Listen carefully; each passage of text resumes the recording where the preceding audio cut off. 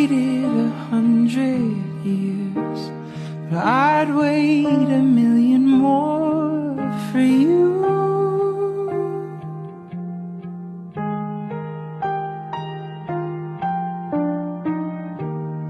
Nothing prepared me for what the privilege of being yours would do.